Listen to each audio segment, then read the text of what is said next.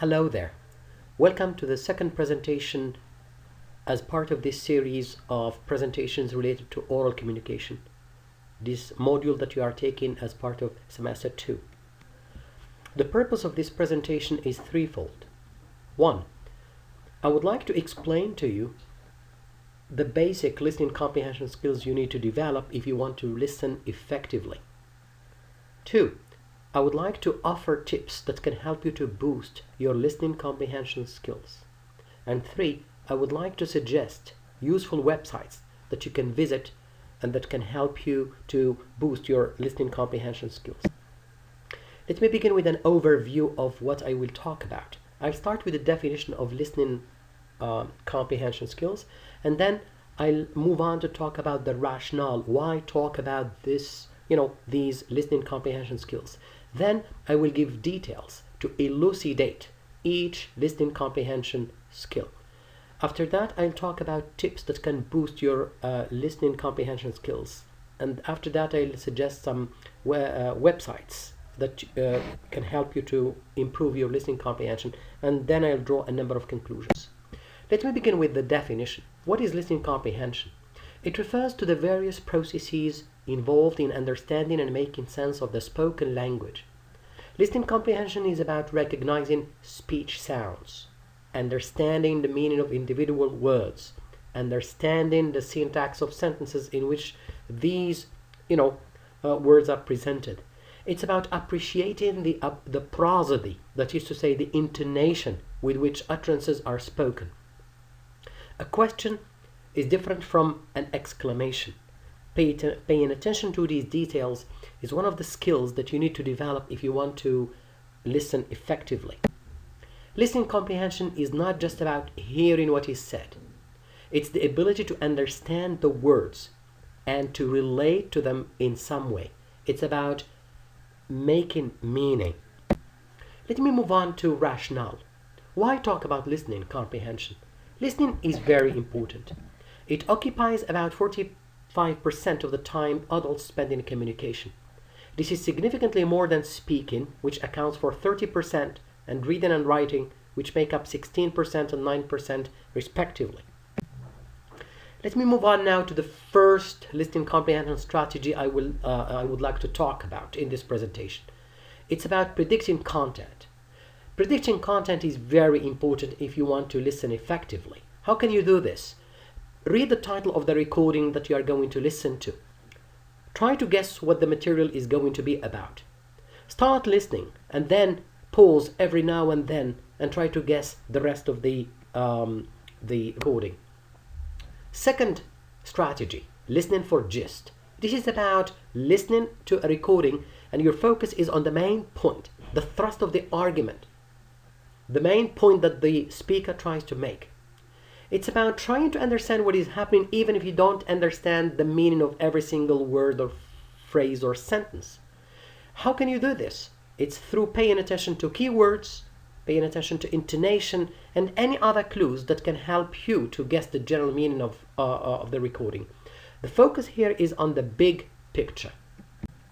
The third listening comprehension strategy, is about listening for signposts. Here, when you listen, you pay attention to phrases, connectors which link ideas. You listen and you pay attention to the organization of the material.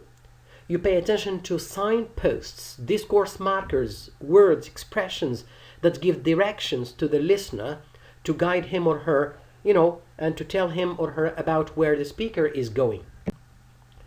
The fourth strategy is about listening for detail. Here you listen and you pay attention not to the big picture, but rather to specific information. You pay attention to dates, names, and statistics. 5. Listening for inferencing. This is about listening to a recording and you try to pay attention to, the conclusions that you can draw based on clues in the recording. It's like when you have, for example, two speakers discussing an issue or having a conversation, but we don't know clearly the kind of relationship they have. Now, inferring the relationship based on the discussion or the conversation that the speakers have is an example of what inferencing is about. After having discussed these 5 listening comprehension strategies, I'd like to move on to tips, general tips that can help you to boost your comprehension, listening comprehension skills. Let me begin with listening actively. To be an effective listener, we need to listen actively. We need to pay attention while listening. One way to do this is to take notes while listening. Make it a habit to listen to audiobooks, podcasts, news, songs, and to watch videos and films in the different varieties of English, British accent, American accent, Indian accent, etc.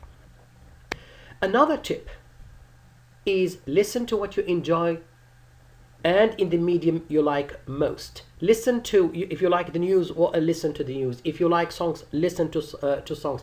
If you like debates, listen to debates. If you like to listen to these materials, through podcasts, go ahead. Listen to the material that you enjoy in the medium that you like.